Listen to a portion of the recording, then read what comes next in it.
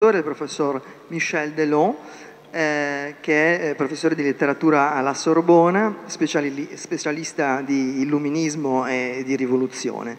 Nella biblioteca della Pléiade è curatore dell'opera di Diderot e di de Sade e di molti testi della collezione Folio Classique.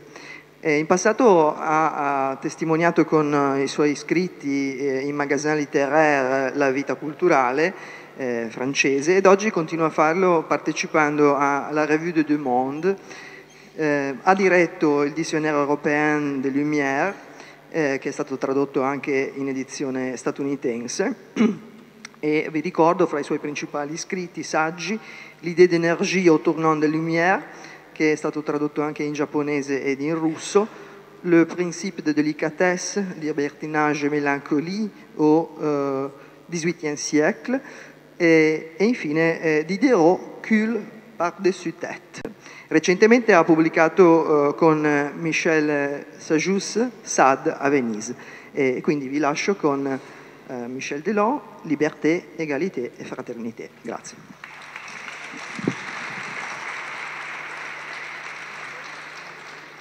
Merci beaucoup pour la présentation et excusez-moi de ne pas pouvoir vous parler en italien. Je suis si souvent en Italie et je n'ai pas encore appris votre langue. La devise « Liberté, égalité, fraternité » se trouve un peu partout en France. Elle se trouve en particulier sur tous les bâtiments publics, les mairies, les écoles, mais aussi les églises et les cathédrales qui ont été construites avant la séparation de l'Église et de l'État, pas toujours lisibles. Elle se trouve également sur le logo officiel de notre République, qui est un profil de femme blanc sur un bandeau entre le bleu et le rouge.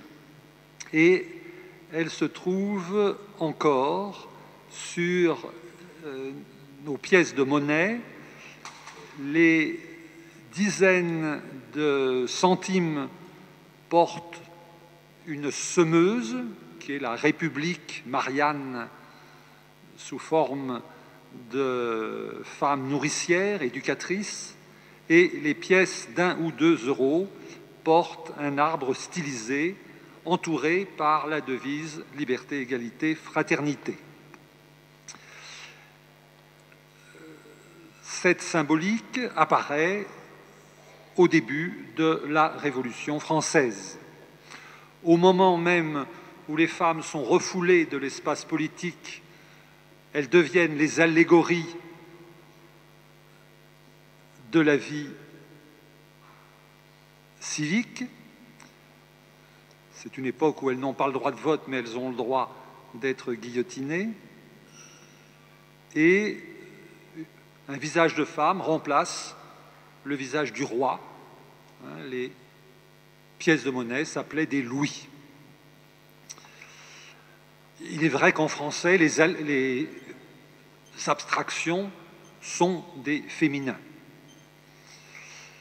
Et aujourd'hui encore, au moment où le pays devient de plus en plus citadin et économiquement tertiaire, la symbolique reste agricole et végétale, avec cet arbre et cette femme qui sème alors qu'il n'y a plus aucun semeur à la main. La devise, donc, s'impose sur les monuments et dans les pièces qui circulent.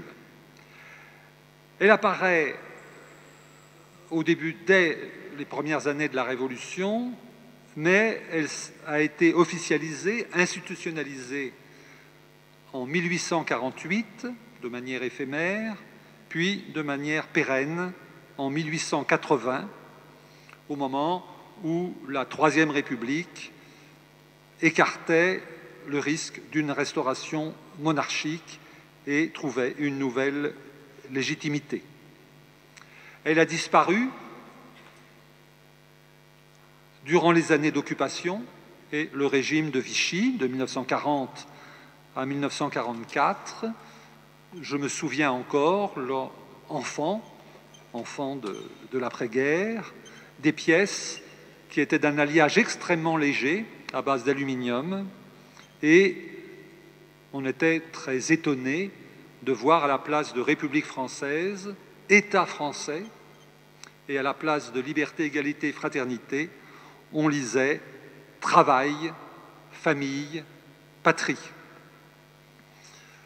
La France n'était plus une république et les citoyens ne se définissaient plus par leur liberté individuelle, par l'égalité des chances et la solidarité entre personnes indépendantes, mais se définissaient par leur appartenance à une corporation professionnelle, travail, une famille biologique, une patrie enracinée dans un territoire, une terre. Vous allez me dire, la fraternité renvoie à une configuration familiale, mais horizontalement, tous les citoyens sont frères d'une communauté nationale et idéalement, tous les pays frères d'une communauté internationale. Dans la devise de Vichy, la configuration est verticale. Le travail suppose un patron, la famille, un père de famille, la patrie, un chef. D'autant plus que, dans le cas de Vichy, le chef était un chef militaire, un maréchal de France qui s'était illustré durant la Première Guerre mondiale.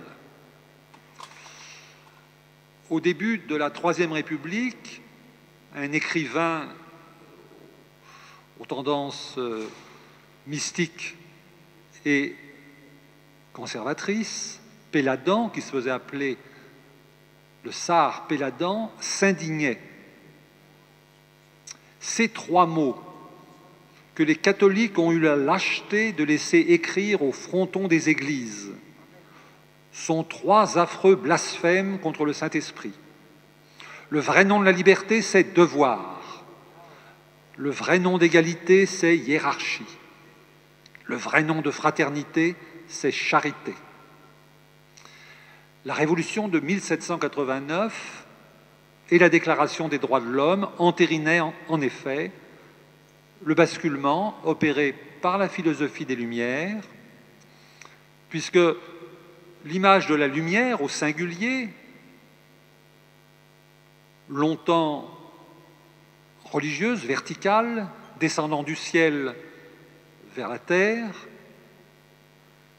était devenue lumières au pluriel, ou dans d'autres langues, par exemple en allemand, Aufklärung, c'est un mouvement, une dynamique, c'est-à-dire un savoir qui circule entre les êtres, un savoir humain en constitution grâce aux échanges, en dialogue à la surface du globe.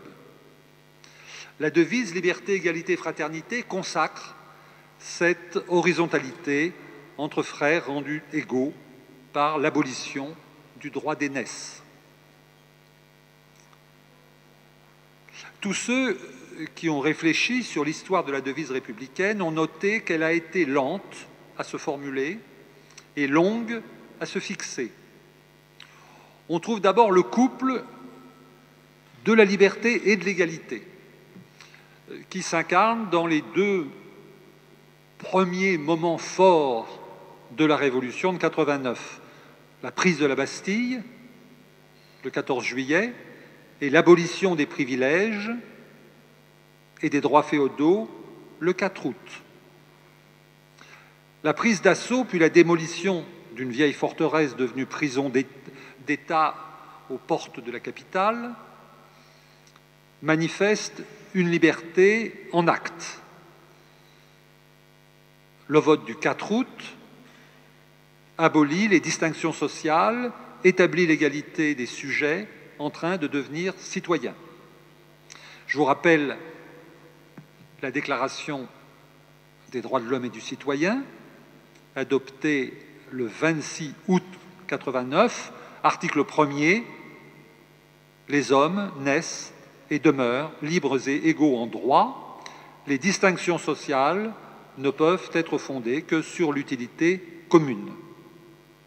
Et 150 ans plus tard, la Déclaration universelle des droits de l'homme, adoptée par l'Assemblée générale des Nations unies en décembre 1948, déclare dans son article 1er « Tous les êtres humains naissent libres et égaux en dignité et en droit. Ils sont doués de raison et de conscience et doivent agir les uns envers les autres dans un esprit de fraternité. » C'est la Déclaration des Nations unies qui ajoute cette fraternité.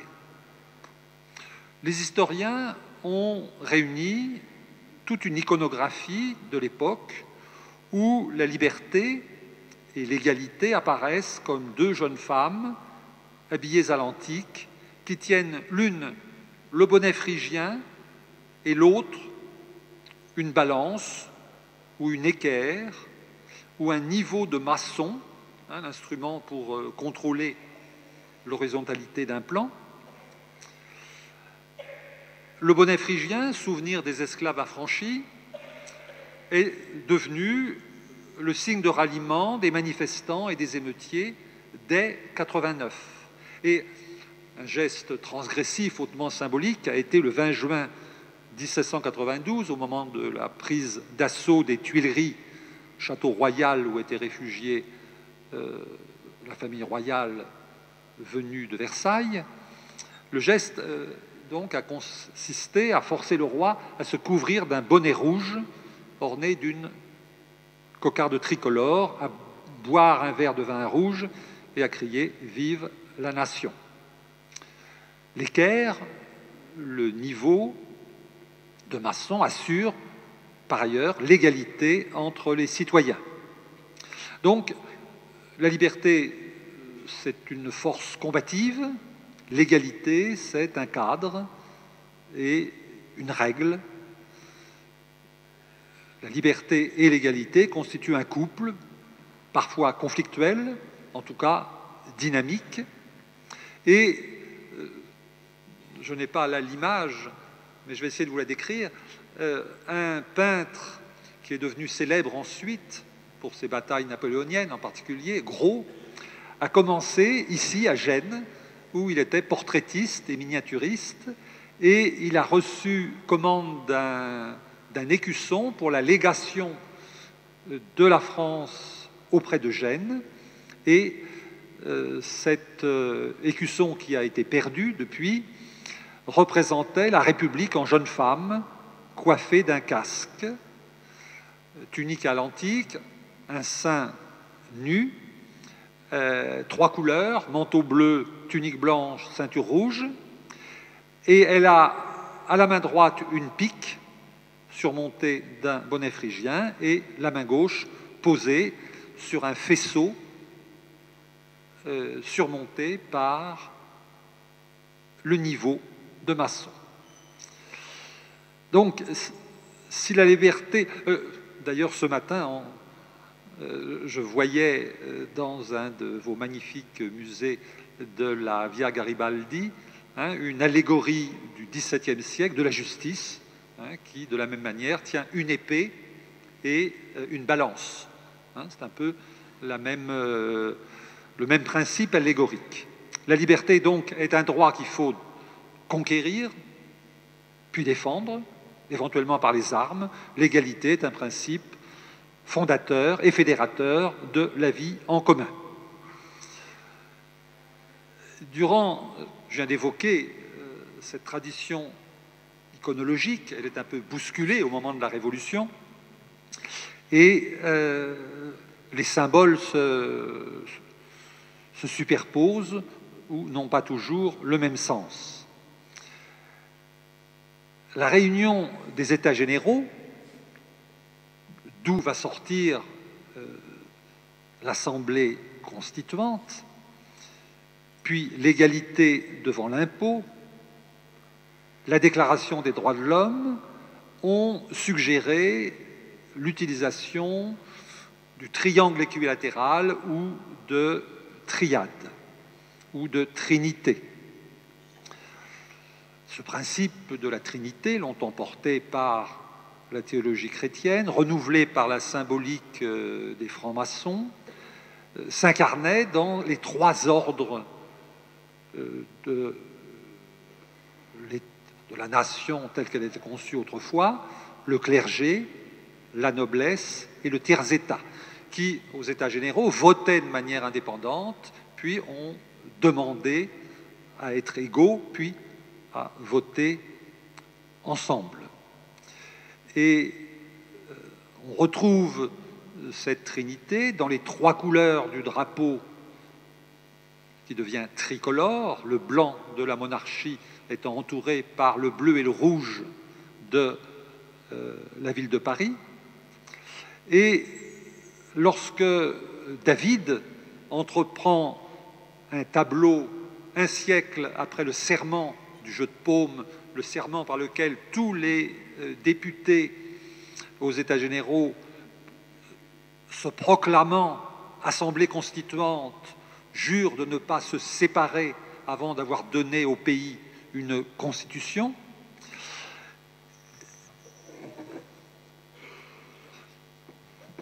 Je pense que pour les traducteurs, il faut que je reste près du micro.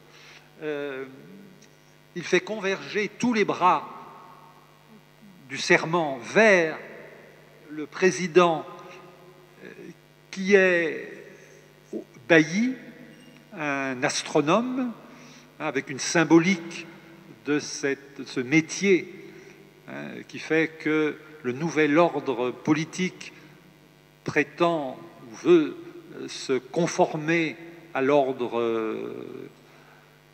de la nature et des astres. On passe des révolutions des astres à la révolution politique, un peu d'ailleurs comme quelques années plus tôt, le personnage de Benjamin Franklin était à la fois celui qui avait inventé le paratonnerre et celui qui représentait la jeune République américaine à Paris. On marquait sous les estampes qui le représentaient « Eripuit coelo fulmen, septrumque tyrannis ». Il arrache la foudre au ciel et son sceptre au tyran. Et David ajoute à cette scène un orage. Vous voyez que les rideaux volent, il y a un parapluie retourné, et tout au fond, on ne le distingue pas très nettement, tout au fond, il y a un éclair qui tombe sur l'église du château de Versailles. Et au premier plan, vous avez à nouveau un trio. Ce sont trois religieux. On a un moine, un chartreux, un prêtre, au fond, qui est l'abbé Grégoire, qui va avoir toute une histoire ensuite, et un pasteur réformé. Alors, pour le peintre, c'était à la fois le blanc, le noir, et le pasteur réformé est en costume civil. Et on a aussi un rappel des trois ordres des États généraux qui se réunissent. Et on a aussi une caution religieuse, mais cette caution qui autrefois était au-dessus, là, elle est en dessous du président. Et vous voyez que le président, même s'il se détache un peu, il est dans le corps de l'Assemblée, primus inter pares, et donc pas comme autrefois le roi. Donc ce triangle donne son sens et sa cohérence à la diversité des mouvements qui agitent la salle du jeu de paume. Et ce modèle ternaire va finir par s'imposer aussi dans la devise de la République. Le premier, je crois, à l'utiliser, c'est Camille Desmoulins, dans son journal « Les révolutions de France et de Brabant », qui rend compte de la fête de la Fédération, fête célébrant le premier anniversaire de la prise de la Bastille. Fête de la Fédération qui a lieu, où ça, sur le Champ de Mars, hein, là où, un siècle plus tard, pour le premier centenaire de la Révolution, on va ériger la Tour Eiffel, hein, qui est d'abord un monument à la mémoire de la Révolution, ce qu'on a oublié. Dans cette fête de la Fédération, le roi de France, devenu roi des Français, prête serment à la nouvelle Constitution, suivi par Lafayette,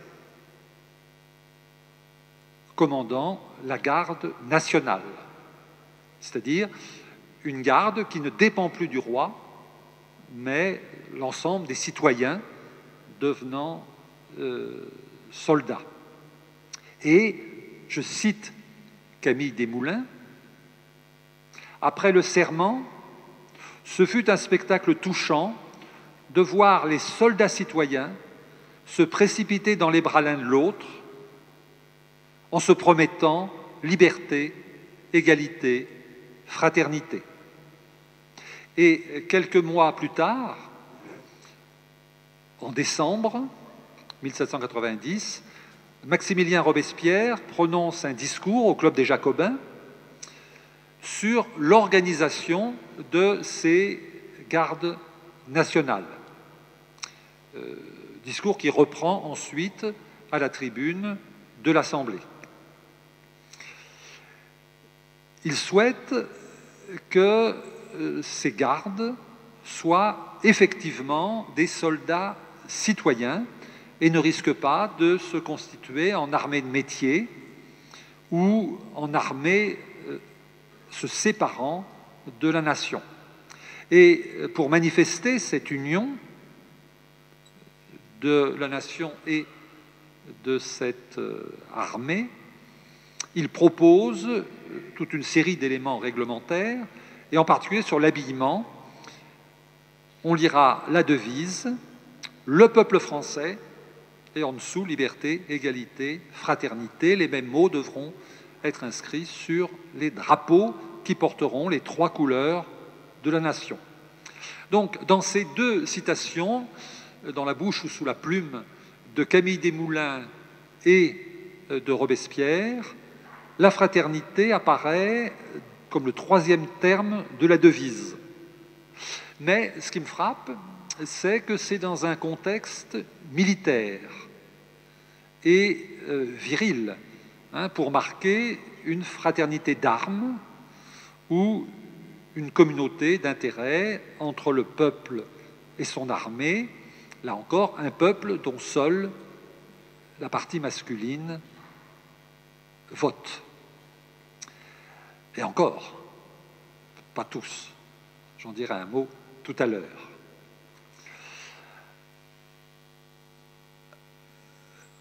On trouve à l'époque, là encore, les historiens en ont fait le recensement, toute une série d'autres formules qui concurrencent liberté, égalité, fraternité. J'en cite une, par exemple, parce qu'on la trouve sur un dessin de Gérard, hein, « patrie, égalité, liberté ». Les documents administratifs également de l'époque sont très inventifs. La Révolution invente une certaine bureaucratie, mais en même temps, il y a une grande liberté dans les usages administratifs. En tout cas, la liberté a mis du temps à s'imposer aux côtés de la liberté et de l'égalité.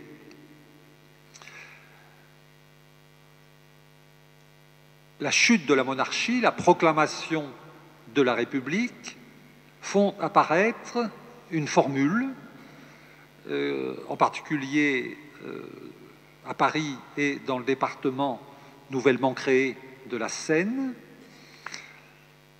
unité, indivisibilité de la République, liberté, égalité, fraternité ou la mort. C'est une formule qui a fait couler beaucoup d'encre, qui est brutale, et qui semble exprimer une politique de terreur, mais la mort, là, est d'abord un sacrifice des républicains.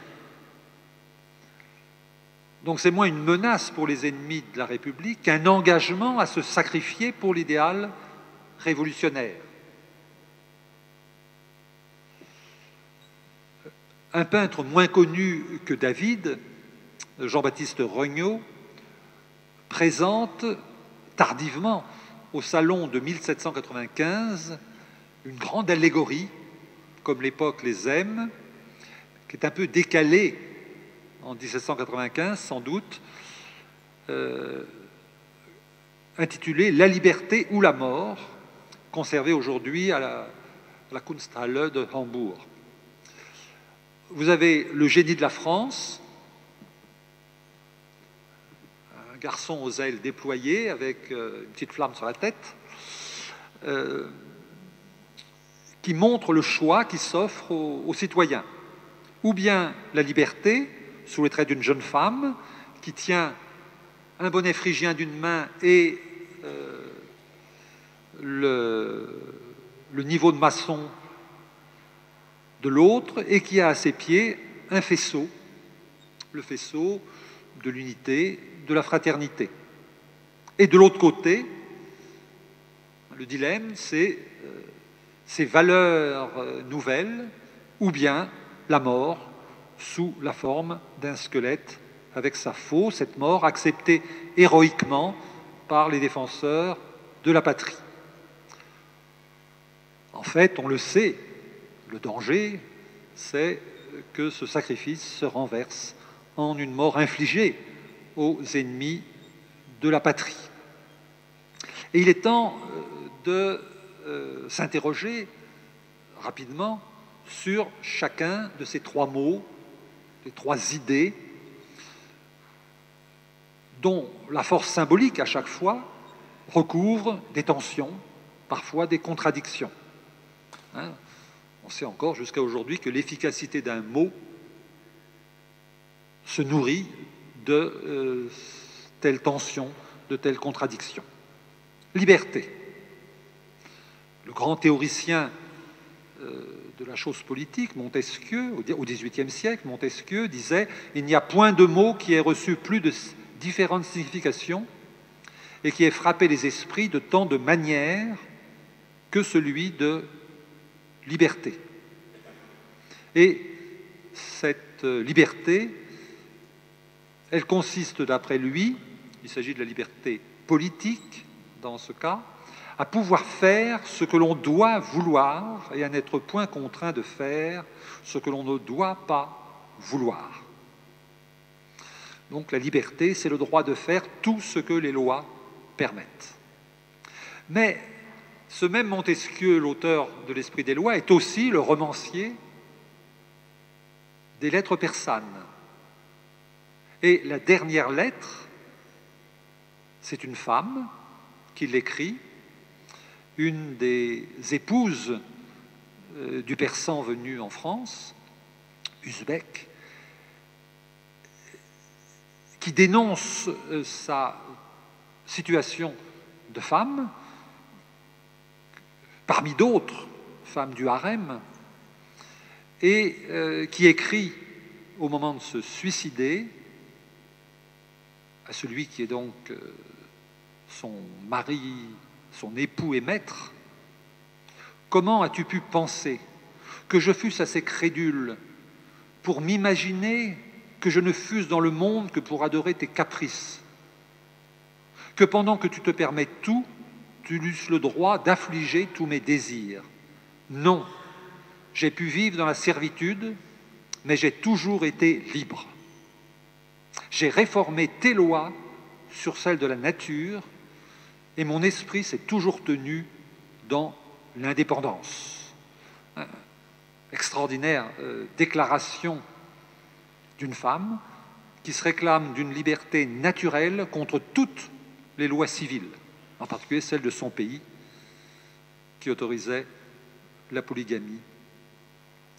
Rousseau, peu de temps ensuite, distingue en effet dans le contrat social liberté naturelle et liberté civile. Ce que l'homme perd par le contrat social, c'est sa liberté naturelle, et un droit illimité à tout ce qui le tente. Ce qu'il gagne, c'est la liberté civile et la propriété de tout ce qu'il possède.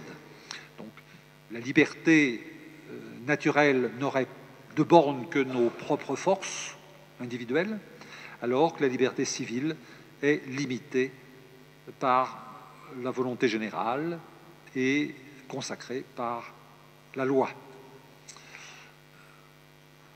Avec une autre distinction encore, au lendemain de la Révolution, Benjamin Constant va distinguer ce qu'il appelle désormais la liberté des anciens, comme participation à une vie collective qui assujettit chacun à la communauté, et la liberté des modernes qu'il défend comme indépendance de l'individu dans sa sphère privée, dans ses initiatives économiques. Je cite Benjamin Constant. C'est un texte de 1819. Le danger de la liberté antique était que, attentifs uniquement à s'assurer le partage du pouvoir social, les hommes ne fissent trop bon marché des droits et des jouissances individuelles. Le danger de la liberté moderne, c'est qu'abordé dans la jouissance de notre indépendance privée et dans la poursuite de nos intérêts particuliers, nous ne renoncions trop facilement à notre droit de partage dans le pouvoir politique. Telles sont la force et l'ambivalence de cette liberté affichée en tête de la devise nationale, ambivalence qu'on voit dans ces trois définitions de Montesquieu, de Rousseau, de Constant. Liberté comme revendication collective ou réclamation individuelle, participation à la vie politique ou droit particulier à la vie privée. Et je vais prendre un autre exemple et une image. Juste avant la Révolution, était créé à Prague un opéra que vous connaissez tous, le Don Giovanni de Mozart. À la fin du premier acte, Don Giovanni, qui est en train de séduire une paysanne, Zerline, accueille des invités à une fête qu'il organise pour manifester son faste et avancer ses manœuvres de séduction. Il chante le grand air « Et viva la libertà ». Et dans la musique de Mozart, ce mot d'ordre aristocratique et individuel est repris par Leporello, son double comique, critique, puis par Donna Anna, Donna Elvire et Don Ottavio, qui sont déguisés, masqués, et même, finalement, par Zerlina et Masetto, la paysanne, et son mari. Les mots dans leur bouche n'ont pas le même sens que dans celle de Don Giovanni. La liberté du grand seigneur qui suit son bon plaisir et qui l'impose aux autres n'est pas celle de toutes les autres voies à la recherche d'un consensus et d'une loi commune. Je crois que la force de certains moments historiques, la magie de certains mots, est d'arriver à faire chanter ensemble des gens qui disent des choses contradictoires. En tout cas, Jean Starobinski a résumé le XVIIIe siècle, l'Europe entière du XVIIIe siècle, dont la Révolution française n'est qu'un aspect, par ce qu'il appelle l'invention de la liberté. On a vu, il y a une longue histoire de la liberté, mais elle prend un sens nouveau au XVIIIe siècle et elle devient un droit individuel qui se décline en une série de libertés particulières. J'ai pris l'exemple de Don Giovanni pour montrer le risque d'incompatibilité entre cette revendication de grands seigneurs et celle des paysans, entre les désirs du mâle conquérant et ceux des femmes qui ne se contentent pas d'être des proies, Mais ce risque d'incompatibilité est exorcisé, ou essaye d'être exorcisé dans la devise nationale par le deuxième terme de la triade, l'égalité, qui ne fait pas moins débat que la liberté. Pour reprendre Montesquieu, il caractérise, vous connaissez dans l'esprit des lois, hein, il y a d'abord une typologie des gouvernements. Et l'égalité, c'est le principe, le moteur de la démocratie. Mais ce régime, dit-il, doit se garder de deux excès.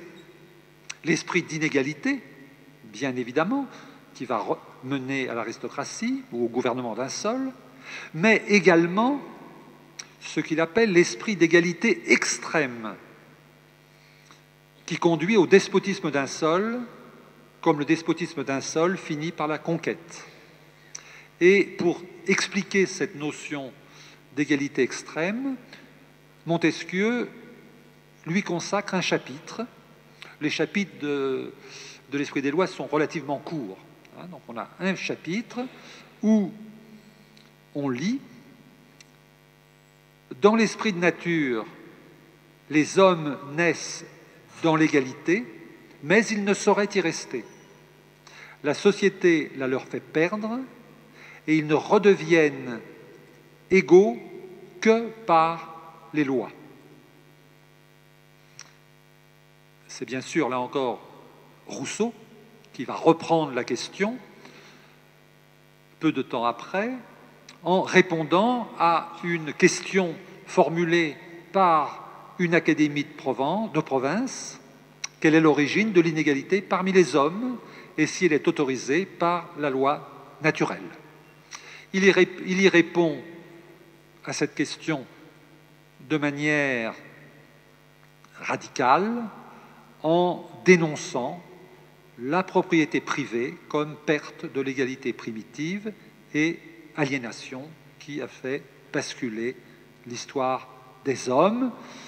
Je vous lis le passage que vous connaissez sans doute, le premier qui, ayant enclos un terrain, s'avisa de dire « Ceci est à moi » et trouva des gens assez simples pour le croire, fut le vrai fondateur de la société civile. Que de crimes, de guerres, de meurtres, que de misères et d'horreurs n'eût point épargné au genre humain celui qui, arrachant les pieux ou comblant le fossé, eût crié à ses semblables « Vous êtes perdus si vous oubliez que les fruits sont à tous et que la terre n'est à personne. » Dans la force et l'écho de cet argumentaire se mêle une tradition évangélique, des rêveries sur l'âge d'or, renouvelées par les récits de voyage et la découverte de peuples non européens, et les utopies communistes de l'âge classique. Et je pourrais encore citer Benjamin Constant, mais là, on voit déjà comment s'affronte une égalité devant les lois, selon la formule de Montesquieu, c'est-à-dire une égalité juridique et une égalité politique et sociale. Concrètement, cela voulait dire dans les débats au début de la Révolution, une conception de la vie politique où le droit de vote était censitaire, était réservé à ceux, aux possédants qui payaient un impôt, ou bien un droit de vote universel, quoique réservé aux seuls citoyens masculins.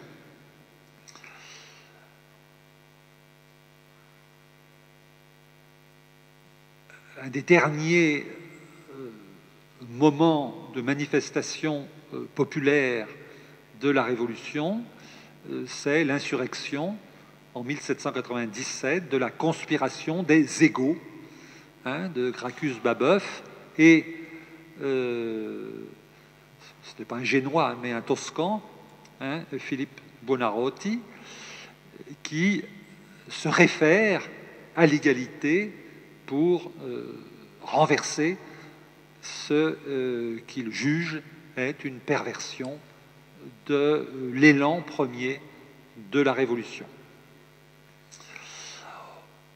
On peut, pour simplifier, assimiler donc ces deux premiers mots de la devise nationale à des mouvements de la Révolution, la liberté plutôt, du coup, ce seraient les Girondins, les Jacobins étant plus soucieux d'égalité. Ou bien, plus tard, à la fin du XVIIIe siècle, au début du XIXe siècle, d'un côté, le libéralisme, défenseur de l'entreprise et du profit individuel, et de l'autre, le socialisme, porteur d'un idéal d'une plus grande égalité. Et le choc de ces conceptions de la liberté et de l'égalité se mesure, et là vous autoriserez le littéraire que je suis à faire cette remarque, la prolifération des néologismes pour essayer de préciser le sens des mots. Vous savez très bien que le mot libéral n'a pas le même sens au début du 19e et aujourd'hui. Il n'a pas le même sens en anglais et dans la plupart des langues européennes. On a créé le mot libertaire, qui se définit souvent contre le libéral. Et aujourd'hui, le libertarien, qui est un ultra-libéral. De même, à partir d'égalité, on a forgé un terme abstrait qui est l'égalitarisme, qui souvent est dénoncé comme une revendication d'une égalité excessive, disait Montesquieu. Égalité qui ne soit pas simplement formelle, juridique, mais qui équilibre la liberté d'entreprendre grâce à l'intervention régulatrice de l'État, des États et aujourd'hui des institutions internationales. La tension entre liberté et égalité est, je crois, le moteur historique de la Révolution et sans doute le moteur politique de nos démocraties depuis 2 siècles. Le philosophe Henri Bergson a pu parler de ces valeurs comme de sœurs ennemies, de même que Rousseau et Diderot ou Voltaire et Rousseau ont été dits frères ennemis des Lumières. Au Panthéon à Paris, vous avez côte à côte Voltaire et Rousseau, alors que durant tout le XIXe siècle et d'une certaine manière encore du XXe, les oppositions politiques se réclament contradictoirement des deux philosophes. Je vous lis quelques lignes de Bergson. J'ai découvert ce texte. Telle est la démocratie théorique. Elle proclame la liberté, réclame l'égalité et réconcilie ces deux sœurs ennemies en leur rappelant qu'elles sont sœurs et en mettant au-dessus de tout la fraternité. On est là au début du XXe siècle, donc Bergson ne peut pas oser sororité. Comprennent de ce biais la devise républicaine, on trouvera que le 3e terme lève la contradiction, si souvent signalée entre les deux autres, et que la fraternité est l'essentiel, ce qui permettrait de dire que la démocratie est d'essence évangélique et qu'elle a pour un moteur l'amour. On arrive donc au 3e terme, la fraternité, d'une certaine manière. La scène du jeu de paume, d'ailleurs, j'aurais dû dire, ce dessin, c'est un dessin monumental de David, mais c'était le projet d'un grand tableau qu'il n'a jamais réalisé. La temporalité de l'histoire politique a été plus rapide que la temporalité de la création esthétique. Donc nous n'avons que cet état de dessin du serment des Jeux de Paume, qui est un moment, un grand moment de fraternité avec les trois religieux qui s'étreignent. Hein, alors, donc là, c'était entre catholiques et réformés et protestants. Hein. Aujourd'hui, nous pourrions imaginer trois autres représentants des religions qui, heureusement, hein, manifestent au moment des attentats hein, qui nous frappent en ce moment, ce type de fraternisation. Mais cette fraternité, hein, on l'a vu tout à l'heure, liberté, égalité, fraternité, ou la mort, hein, risque toujours de s'inverser. De même que la fraternité entre les républiques sœurs, vous le savez, hein, s'est changée en conquête territoriale. Et le général révolutionnaire Bonaparte est devenu un empereur. Les députés, là, comme on dit aujourd'hui, hein, ça manque un peu de femmes, le tableau.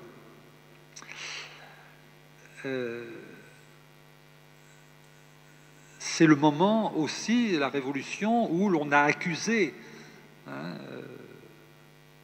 l'intervention féminine de risquer d'amollir la Révolution. Et c'est le moment de la crispation de la terreur. La devise, donc, pour conclure, qui semble se figer ou s'immobiliser au fronton des monuments et sur nos petites pièces de monnaie, durant toute la Révolution, est restée l'enjeu de débat, de combat, et je crois qu'elle le reste jusqu'à aujourd'hui.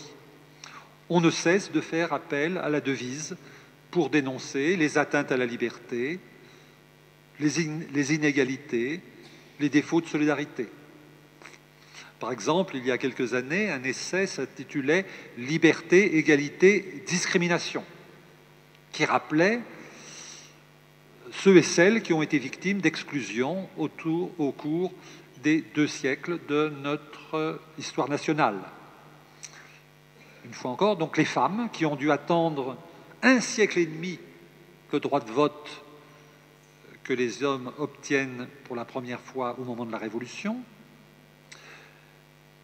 les musulmans qui n'étaient pas citoyens à part entière dans une Algérie qui était considérée par la République comme des départements, les Juifs sous le régime de Vichy, mais on a vu la République était devenue État français et la devise remplacée par une autre, et même très longtemps les naturalisés, hein, ceux qui devenaient citoyens français, n'avaient pas tout de suite tous les droits des autres citoyens. Cette devise, nous nous interrogeons aujourd'hui sur ces 3 éléments à cause des menaces que font peser sur nos libertés individuelles le développement des échanges informatiques, le cynisme des multinationales de la communication et de toutes les multinationales, la lutte sans doute nécessaire contre le terrorisme avec ses dérives, pour ne parler que de la liberté. Nous nous inquiétons des inégalités économiques croissantes entre le haut et le bas de l'échelle sociale, entre l'ouest et l'est de l'Europe, entre le nord et le sud de la planète. Nous sommes témoins à propos de ce mot, 3e terme, fraternité, d'une concurrence entre 2 définitions, entre une fraternité refermée sur elle-même, entre des semblables strictement identiques derrière des frontières, des murs, des barbelés, et une fraternité ouverte à tous les hommes, quelle que soit la couleur de leur peau, leur religion, leur orientation sexuelle et leur place dans le commerce mondial. La liberté, l'égalité, la fraternité sont ce que nous en faisons, ce que nous en ferons en tant qu'hommes, que femmes, en tant que citoyens et citoyennes, jour après jour. Vous le savez aussi bien que moi. Merci.